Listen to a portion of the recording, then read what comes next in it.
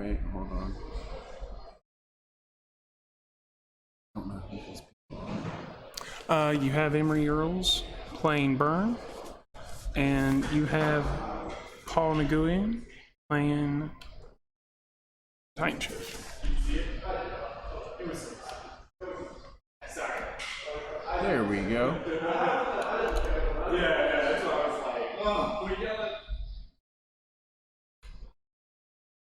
I need a mouse.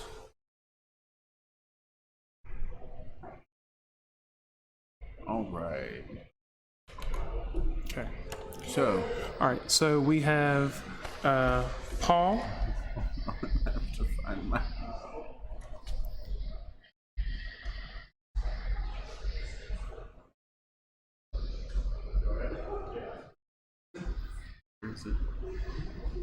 There it is. We already on stream. Yes, we are.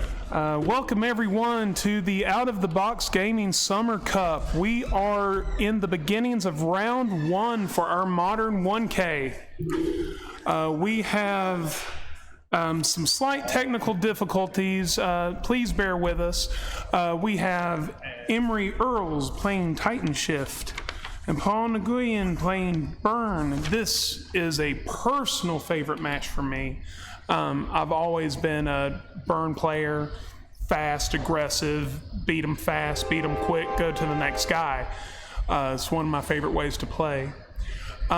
This is our first Modern 1K of our Out of the Box Gaming Summer Cup series.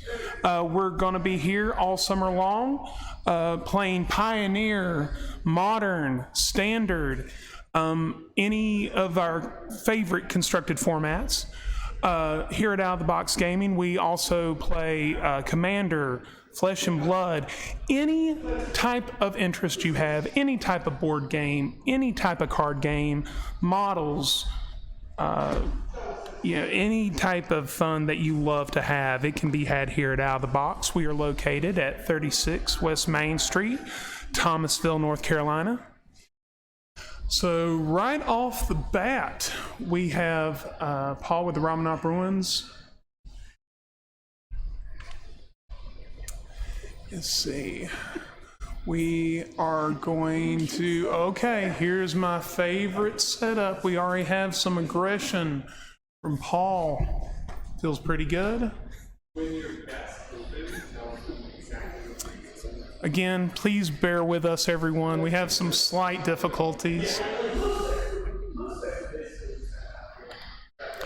at Out of the Box Gaming, we play Flesh and Blood. We do armories throughout the week.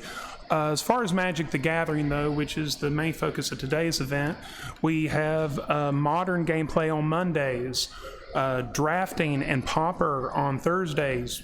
Wednesdays, Pioneer on Thursdays, and on Fridays we play Standard every week, and we do alternating weeks between Modern and Pioneer. So any type of gameplay you enjoy, any type of matchup you'd like to have, you can have every one of them here at Out of the Box Gaming.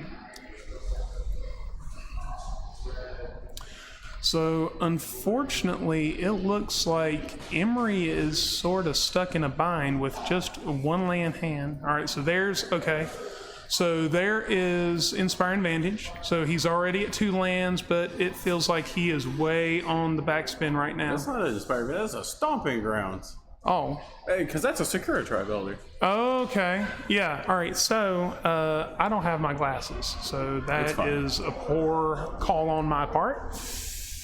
So I just I know Titanshift is so explosive, but I don't think this is gonna work.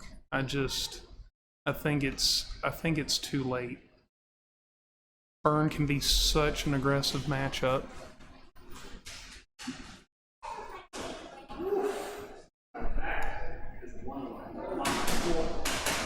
Looks like we got a Goblin Guide and a Swiss Beer down on the other side. 1 oak mana. Yep.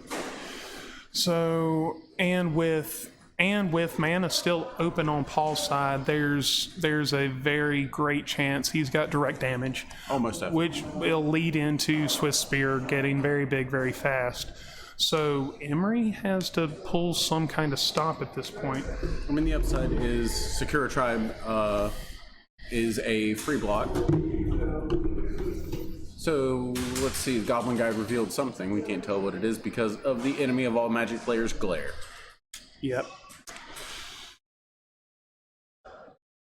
I believe that is one of his lands that is just still untapped for mana. Yep. I believe it is a mountain or a red-white source. Blocks with the Elder, Sacks, sacrifices. grabs a forest. Ooh. Pretty forest. Yeah. So, alright, so Emory is at 7. Now, with Titanshift,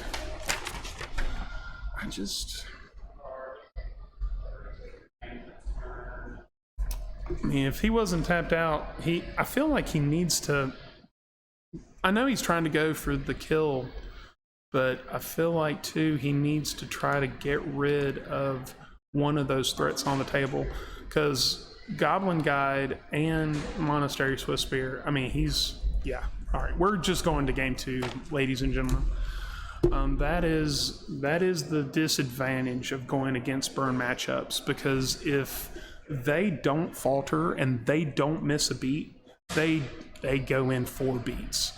The only luck that Emory has is at least now on games 2 and 3, he can go to the sideboard. He can try to work his way around this matchup. Agreed. He's going to be able to make some choices, take some dead draws out, really spec in to trying to deal with burn. But there's not a lot you can deal with burn because all they have to do is count.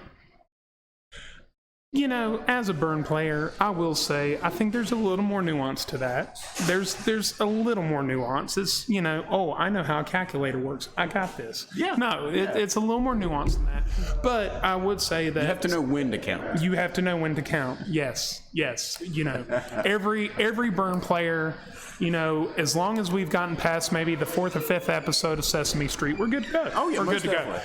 I will say that being the burn is such a, regardless of, you know, sets that come out and new cards that come in, burn is always somewhere in the metagame. It's always somewhere. So I feel like he's got some tricks in his sideboard that he can switch out. I'm sure he'll have some removal. I feel like picking up an extra endurance is really going to be really beneficial because that's going to be able to stop a lot of things because endurance has got a little bit of butt to it. Yeah, it's going to be a real hard time for direct damage to get rid of that. Let's talk about the bane of all burn. I mean, you're so. So you put Chalice on 1, and Yes, congratulations, you bad. turned It's off really most of bad. it. I'm not gonna lie. Like it's absolutely horrendous. Like paying 3 mana for a Rift Bolt feels like the worst ever. Oh, I wholeheartedly agree. But the upside is that you can pay 3 mana for a Rift Bolt. That is at best economical. Did it not start? What happened? Timer didn't start. I'm back. Oh, okay. There we go. All right, so we are on to game 2. So hopefully Emory will have a better run this time around. And we also get an opportunity to look at what sideboard options and what interactions we might see this game too.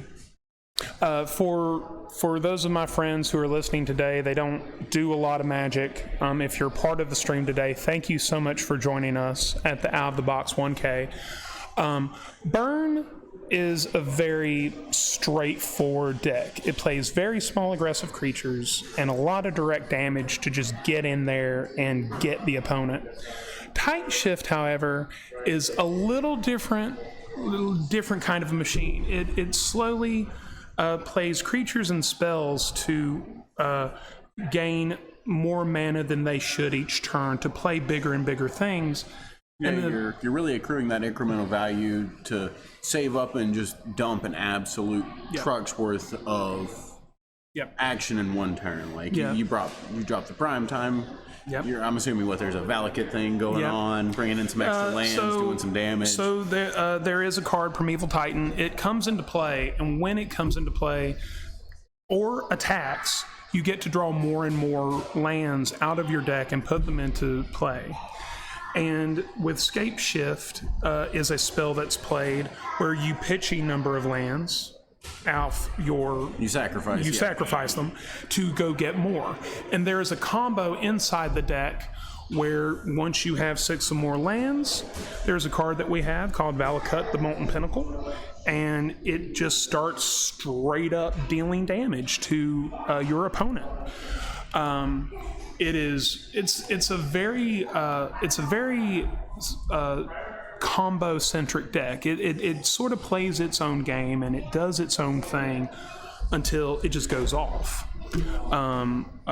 We will put Valakut, the Molten Pinnacle, up on screen for you guys to take a look at, so you can read the card. It's a very interesting matchup. We have Paul already on the perfect burn play of Mountain Red Source of Mana, Goblin Guide. We're just starting to get in there. All right, so there goes Emory with a Valakut and a Mountain in play. No, that's not a Valakut. That's a Sheltered Thicket. Sheltered Thicket. Which is a cycling land. So you're going to get value in case you pick it up late game. You don't want to make that land drop. You're going to be able to pay 2 mana. That's get fair. rid of it and then draw a card. Yeah. But as we can see, Valakut's really big thing comes in whenever... There it is. There's Chalice of the Void.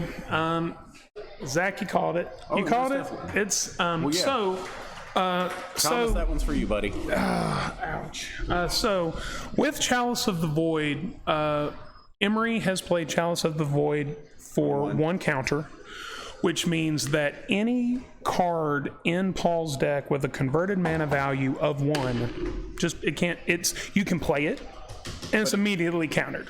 It just will not resolve. Now make sure that you have to mind that trigger. You have to say that Chalice counters that spell. Yes. Very important. That's 100% fair. Absolutely.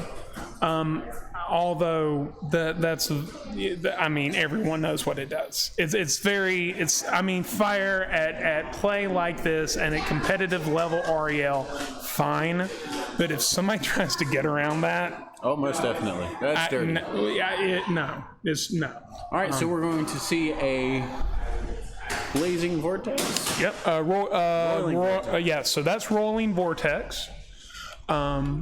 So this will be a way to at least get a little bit of incremental damage through. Oh yeah. Being one of the only spells that right now Paul can resolve.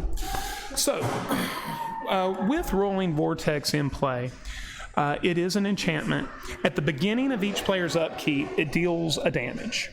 And whenever a player casts a spell, if no mana was spent to cast that spell, it deals 5 damage.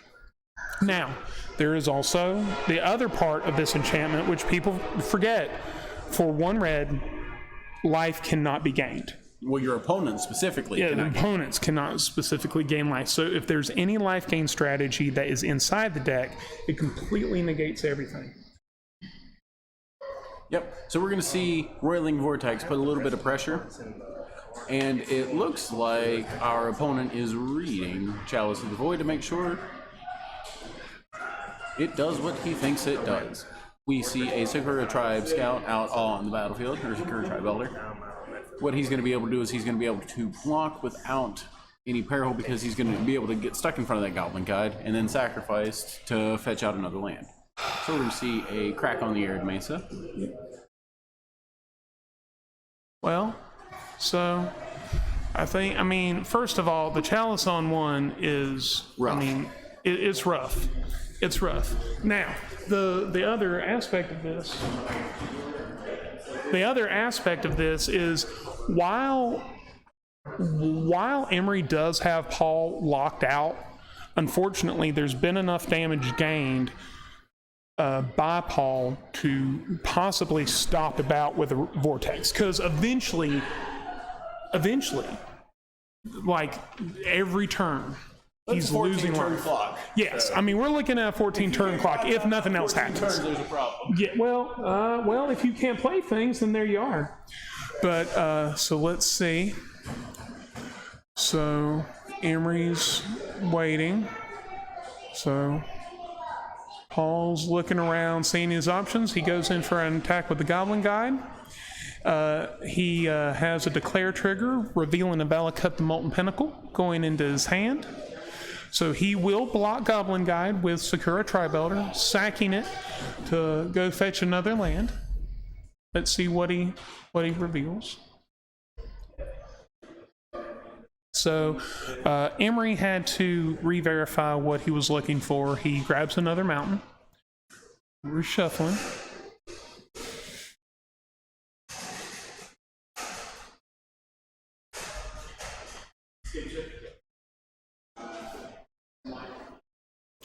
Now, what is the creature on Emory's side of the field right now, Zach? That's going to be Goblin Go. Oh, that's the void. That's the chalice on one. Yes. Okay, so that's the chalice. All right, so we have a. What just happened there? So he taps out for.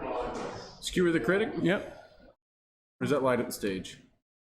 Yep. We're going to see in a second. So he's lighting up. So he goes to draw. Yep. So rolling vortex. So it puts Emory down to 7. I mean, even being locked out of the chalice, Paul still is at 18 life. Goes down to 6. He's at 4 mana with the chalice on 1.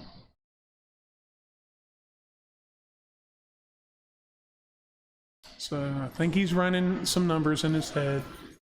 He's segregating his mana, so I think he has a distinct play line ready. He's going to play tab 3 to play Dryad of the Elysian Grove. Yeah, so he's going to play Dryad. So what Dryad is really going to do is it's going to turn any land that enters the battlefield into a mountain.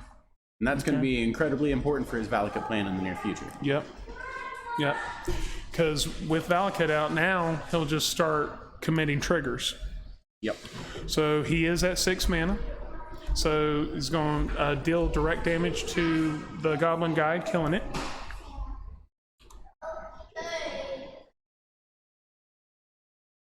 Now, without something to push aggression, right now the only source of damage Paul can get through is Rolling Vortex enchantment. Right. And being tapped out, if Emory does any kind of play to gain life, Paul will have to have open mana to counteract that effect with the non-life gain trigger. Agreed. So that will also put Paul at yet another disadvantage because he will have to constantly leave that mana open. So, all right, so we have an Inspiring Vantage into play tapped. We're going to crack the Wooded Foothill.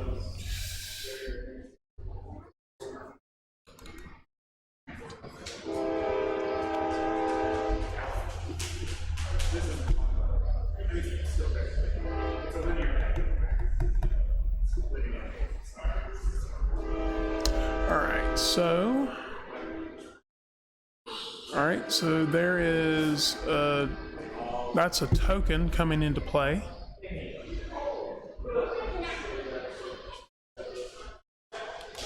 Shuffling up. All right, so we have Paul at 14, we have Emory at 6. So Emory untaps, takes 1 upkeep damage.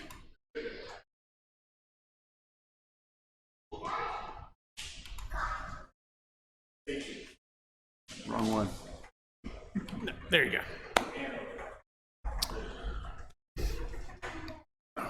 All right, so let's see what Emory draws into.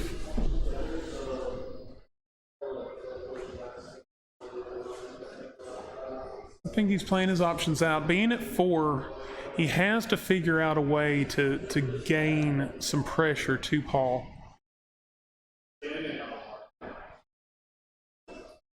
All right. So taps 3. Let's see what we got. Search. All right. So search for tomorrow. What are we fetching for? All right. Another mountain.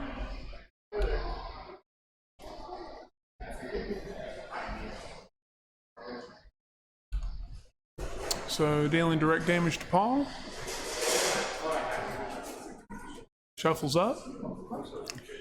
Turns the deck back. He's going to tap out again. 3 more. Oh, only 2. Oh, all right. So 3 mana. 4. What we got?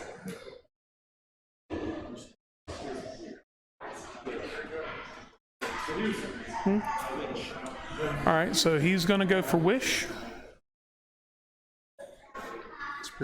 That's actually, so Wish is a perfect example of one of the many cards from the original Dungeons and Dragons set that have slowly started to eke their way into every format. Most definitely, and that's because Wish lets you play a card. Yep. So, from your sideboard. We're going to go for the Nature's Claim, are we? Oh, so if he can get through with a Nature's Claim, he can stop this and stop that rolling vortex. Oh, yep. He thought about casting the bolt, but it gets immediately countered by the chalice. He stopped his own spell. That's how you do rough. It right there. That's rough. That's rough. A lot of people don't remember, while Chalice can be a back-breaking card, it's a card that tends to break both backs if you're not prepared for it. Agreed. It is not a spell that counters just your opponent's spells. It counters everything. So it definitely puts you at a disadvantage. Yeah. Looks like we're going to game 3. Yep, we're going to game 3. So Emory was able to make it. So we are now at 1-1 of round 1 at today's Modern 1K, part of our Out of the Box Gaming Summer Cup. Thank you so much for joining us here today. We apologize for some slight technical difficulties in the beginning, but hopefully we've gotten all that squared away and settled down. I'm Adam Eldridge, better known as the Broker, here around Thomasville in the local area. I'm joined by Zach Scott here at Out of the Box Gaming. So Zach, typically for Modern, when you play, what do you enjoy playing? Humans. I like the interactions. I think it's a lot of fun. I like the board presence. It's a good time. Yeah. I mean, I think we all know where the part of the camp I sit at is the part of the camp that's on fire. Right. Like I felt for him. I'm not gonna lie. Turn 2 Chalice. There was a bad time. There was a bad time had in my heart. So we're shuffling up for game 3. Like I saw you visibly recoil whenever you saw the 1 counter go on Chalice. I mean, it hurts. It hurts. I feel for anyone who has like a lovely, delicious hand of flame, fire, and anarchy, and they don't get to do it. That's just a little judgmental. I think it's a little unfair. You know. Agreed. Agreed. All right, so we're going to draw up for the 3rd game of our match. Let's see what we have.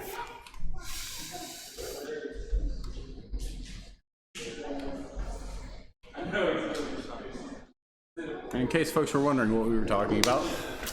There's the card. Chalice. Yeah, Chalice of the Void. Let's just leave that up there for okay. All right. We get it. It's, I mean, again, hopefully some of my friends who are watching today, they're not, they may have played Magic. They may have not played Magic for a long time. So this is a really fun opportunity to, see some of the best decks in the format. Most definitely. You get that real good competitive streak that comes out whenever you go to like a 1K or something. Absolutely. And events like this at a higher competitive REL are a real fun opportunity to see some of the most unique decks played at some of the most unique high levels. So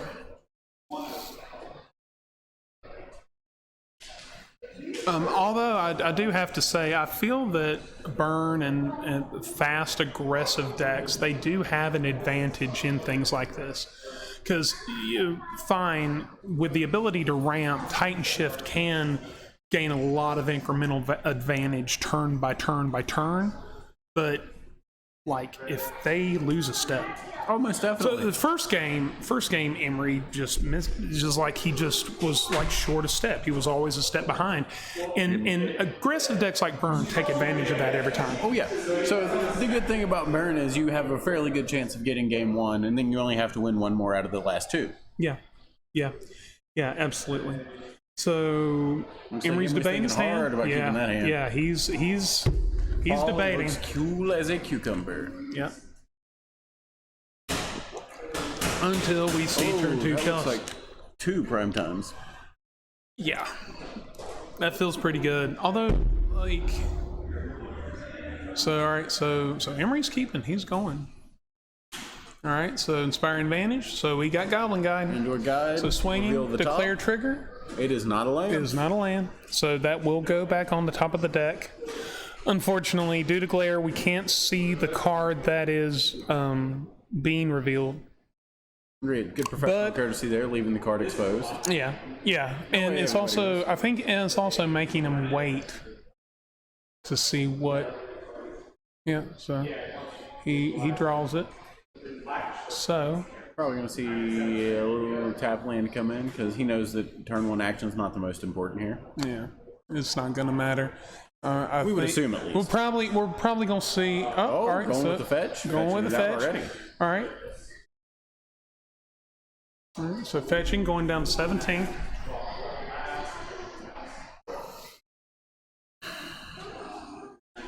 Revealing a forest.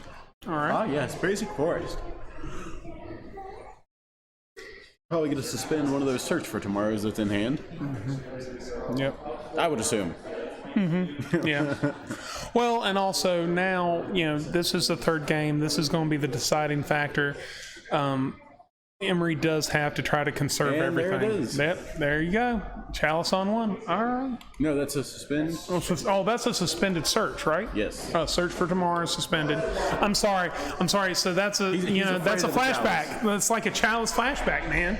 It's okay. Like, I feel like I need a teddy bear and like a picture of a Chalice with like a line through it. So, all right. So we have the suspension counter down to 2 for the search. Yep, that's going to let him bring a basic onto the battlefield. Yep, Which is really a going to little help bit him of ramp into what inevitability. he's looking for. That's going to come in at the beginning of turn 3. Oh, that Goblin Guy is going to reveal land off the top, and it's going to go into the hand. That's going to be a Wooded Woodfoot Foothill. Hills. Yep, absolutely. So, at least now we know that Emory's got a full grip of mana. So once he gets to Valakut antics, things will get weird. Oh, that's an Eidolon. Okay. That's going to make things... You That's unfortunate to play an Eidolon this early because it's really going to take off a lot of your burn. Yeah, but so- he's in the advantage, or in the position where he is ahead in life. that's fair, and that's fair. And until any blockers come into play, That's gonna be he amazing. can. Yeah, I mean, he can just keep That's swinging gonna in be 5. for 4. Yep. Yeah. So Yeah, 4, that's right. yeah. So the Eidolon and the Goblin Guy will both swing for 2 apiece. Yep. And then, but the other caveat is, I feel like most of Paul's deck will trigger Eidolon of the Great Revel, but I'm not so certain that much of anything in Emory's deck will do that damage trigger. Not nearly as much as Paul. Agreed. Because the convert mana costs 3 or less, so it can hit most everything. So that whenever that search comes off cast, he's going to go ahead and take 2 damage. Yep. Well, and maybe that's why Paul pushed that play in. Oh, I agree. That's the only problem with suspend. It does give a foretell of what's going to happen. All right, so Paul's coming in for 4. Yep, he's going to reveal the top. It's what looks like another Wooded Foothills. Okay, so all of the fetches, all of the time here at Out of the Box Go ahead Gaming and 1K. crack that, take damage, go down to 14, then take some. He's either going to cast a spell into the Eidolon or take some damage. Now, like, I know, like, no one can see us on stream currently, and I know that when I say this, I will get a smirk. But one advantage Burn has is that in Modern, there's a lot of fetching. Almost there's fetch lands, and there's shock the lands. bolt. He's going to go ahead and take the damage on top. There you go. So he's going to take 2, and then 2 more. 2 from the Eidolon's trigger, and then killing the Eidolon, and then 2 from the Goblin guy. Yep. But it's worth it. It's worth it to get that Eidolon off the field. I mean... Agreed, but that also turns on the opponent's deck. That turns on what Paul's got going on, and now there's a 7 life disparity, so I feel like Burn is really going to take it away from here. Well, now there's 2 more. They're down to 10. But, like, now, with the Eidolon out of the way, it's still worth it to get rid of the Eidolon, because when that search for tomorrow comes in... Oh, there we go. So, that Vortex is going to be 5 damage for that search for tomorrow. Yep. Is he going to cast it? Or is he just going to let it go into exile? No, I mean, it has to resolve. A suspended card has to resolve. You can't just not. Yep, and that's going to be 5 damage. Now, yeah, I mean, it's kind of crazy. So we have both of these sideboard attacks coming out in games 2 and 3 because hold on. I think that's there should have been some damage. There we go. There, and so now we're at 4 after the upkeep trigger. Rough. Did you imagine if we would have had Eidolon on the field? Well, yes. That'd been a bad time. We're going down? I think it's still a 2 bad more? time. Yeah. All right, so we're Primeval Titan, if I'm not mistaken. Yep. No, I think that's Tarmogoyf. Time? No, that's Primeval Titan. Oh, that is Obstinate Baloth. Okay. So yeah, so there's 4 life gained. So that buys him a little bit of time. And it's a big enough body that it can stop the Goblin Guide. So he will still get a reveal trigger off of the attack step, but he'll be able to block it and save a little bit of life. Agreed. But unfortunately, regardless, if nothing else happens, he's still on a 6-turn clock. He's on the There's wrong side of the bolt. There's another bolt. Down to 3.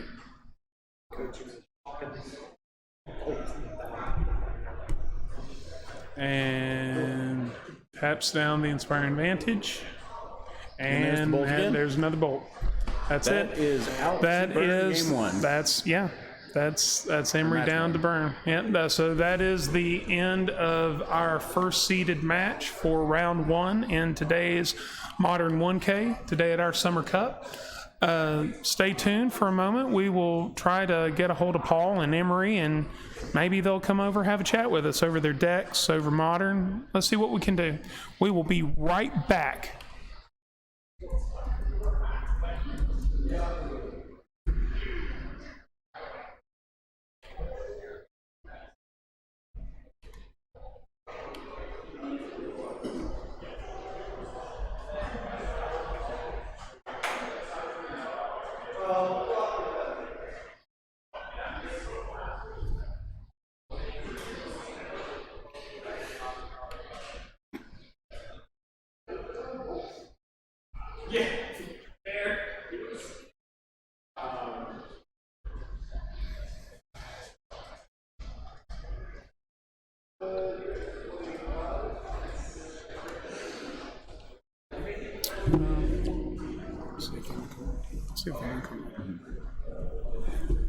You got the toggle set up?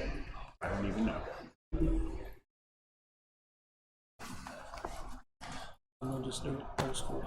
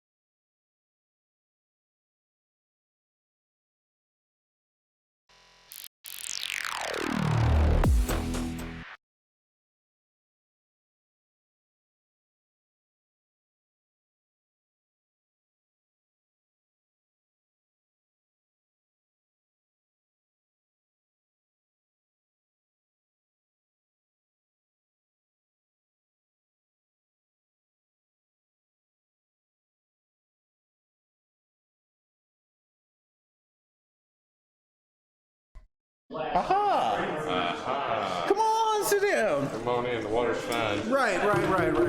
Good card here. Grab you a seat. All right. So, how'd it go? Well, you know, Burn is a hard matchup for Titanshift. Agreed. I mean, as a Burn fan, I gotta say, I love it. I mean, it's very fast and very aggressive, but if you don't get your sequencing, it's rough. It's a rough match. Well, game 2, you know, I hit him with a timely chalice. You know, like he knew it was coming.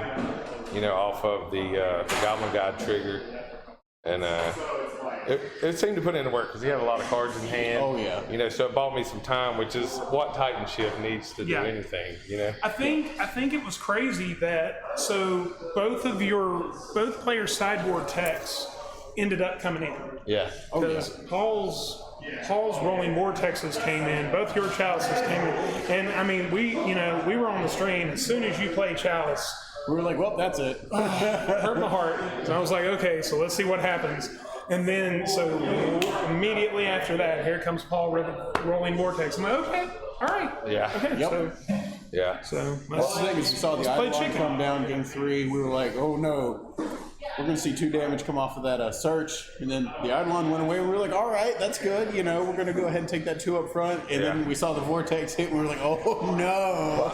That was like my only game plan was like I knew I had to get rid of the Eidolon, you know, just because of the damage that was going to be created either way. I was going to take damage, you know, one way or the other. So I opted just to bolt it on out of there, hoping that he didn't have the Vortex, you know. Yeah. And then when he jammed the Vortex, I was like, I got to eat a lot of damage, you know. And then anytime you go and tap with Burn, you know, as your opponent, and, you know, you're at 6 to 3 life. You know, there's a chance you know what's about to happen. You're about to get bolted out there. I mean, I gotta say, and that's with everyone. That's even in a mirror match. Like as a Burn player, if I come up against a Burn player, we're facing each other on opposite sides of the road. Yeah. It's time to play chicken. Yeah.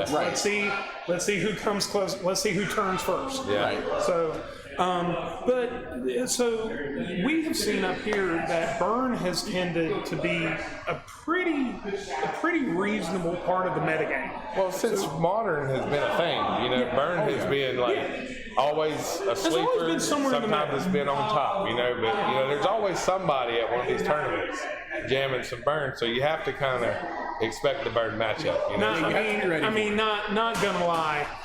If I wasn't hustling or working on stream for the shot, I would probably be jamming. I'd be running bullets. Yeah. I burn things. That's what I do. Now, I'm gonna be honest with y'all. So, like the game 3 off the Goblin guy, when I saw the Bailoff, you know, I was like, all right. I'm still in Bailoff is a nice choice. You get some life gain. Yeah.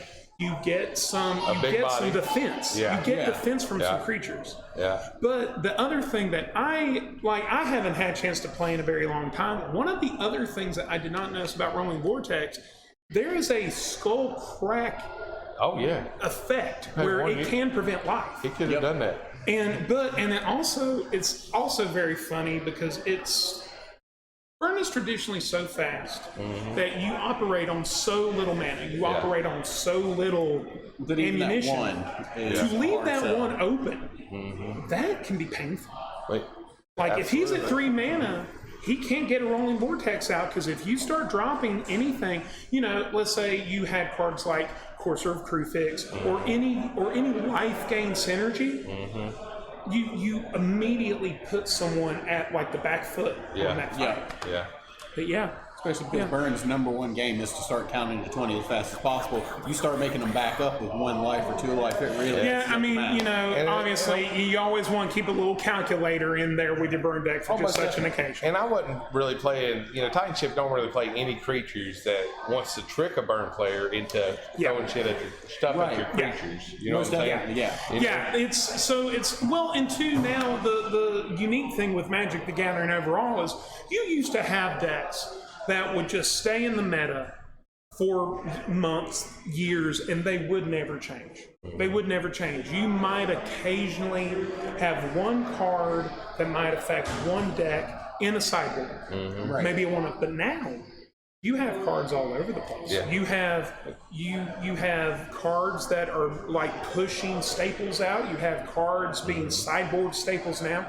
You have entire new archetypes being created every set. But also with Burn, that's something I do appreciate about the deck that he played. Yeah. He wasn't trying to jam Ragavan's. He wasn't trying to jam, Dragon Rage Chandlers. He was just doing it very just straight stock and Burn, standard. just come and smack you in the face, try to get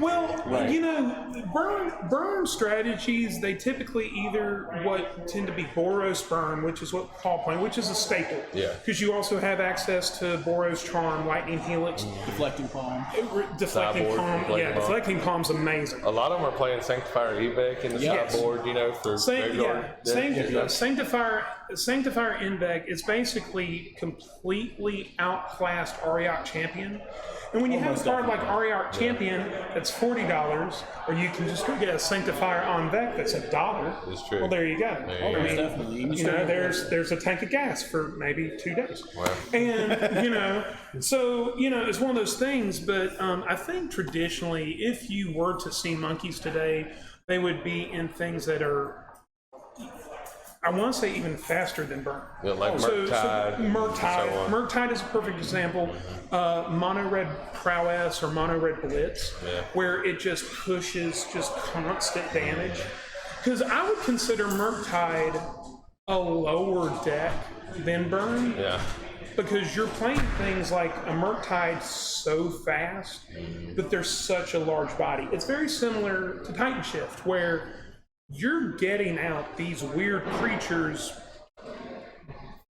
that you technically shouldn't be accessible to because of your mana ramp, because of the way you just push those steps. It's almost like Tron, where like every turn you're getting more and more mana advantage to play larger and larger it seems things. like you're dirtling, and then you're just bam. That's how I like to play Magic. But Dirtle. All right, I win. Because it's an accrual of resource and then an immediate use of it. Right. Yeah, I mean, everybody loves like the battle cruiser-ish type Magic, where I'm getting there. Here's something massive. Let's see what happens. Right. And that's fun. Yeah. But I also like to where you have things like Burn, you have things like Titanshift. I mean, there were points in that matchup. It was either way. Like, honestly, I gotta say, when you got turn one Chalice, when you needed to have it and lock him out, I didn't expect that. I didn't expect that to make I was cruised, but with this version of Titanshift, I'm sure y'all seen the Wish. Yeah, the Wish was a nice touch. That was my point I was making about you have cards that are so new, being able to push through brand new designs. So essentially, like with the Wish, you use your sideboard as a toolbox like you would with Karn. Yes. That and it protects Valakut from things like surgical. It does, because you can snatch it out from here, and also, I played that deck where I've needed to make a land drop on turn 4, playing 28 lands, and still like, okay, I need a land. I've wished for a Valakut. Yeah. Dropped it like it's hot, to keep, Quite literally. keep it going. and two, Did you have one? You had one in play as well. Didn't I had one in play. Last time, I was calculating damage, and like a moron, I was like, bolt you. And I was saw. Chalice. A lot of people don't remember. And I will tell you, a lot of people who want to just jam that Chalice on Burn, unless you very specifically architect your deck around Chalice of the Void, you'll hurt yourself as much as your opponent. Almost definitely. Yeah. Now, I've done that. with things like Eidolon, it's a much more blatant, like, okay, so fine, it's going to hurt me, but I empty my hand, jam Eidolon, and we just look at each other until somebody's life enough to do kicks down. something. Right. That's the big point of getting your opponent down that 2 or 3 life before you put Eidolon down, because then you're doing 3 damage to them, 2 damage to you. 3 damage to them, 2 damage to you, and you're widening that gap. Right, but also it's very convenient where you have things like Search for Tomorrow, where you can still do the things you want with alternate casting costs, and you don't even have to worry about it. Absolutely right. So, yeah. Yeah, but I had a lot of experience with Chalice, even though it didn't look like it. I'm sure y'all know Michael. I'm sure y'all know Michael Moore. You know. Yes, I well, know we Mike. were He's both one of my clients. We were Yes. playing a lot of tournaments, you know. And we were both playing Monterey Red Absolutely. Prison. Yeah. You know, so I've messed Chalice up so many times. I'm like Mike will be the first to tell you, like, I'm your clock kid. You want to play test your design around your clock? Like, that's what we do. But Emory, thank you so much for talking to us. I appreciate it. No problem. Like, Sam Hunt taught me everything I know about magic. Well, there you are. I'm sorry. Absolutely. The Chalice. Yes, absolutely.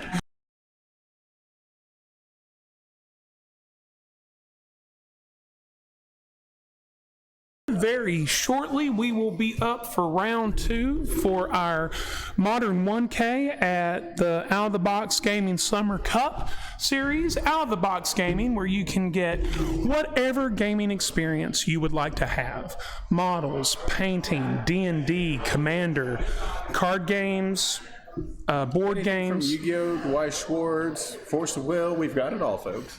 And please stop by to visit us, 36 West Main Street, Thomasville, North Carolina. Thank you so much. We will see you soon.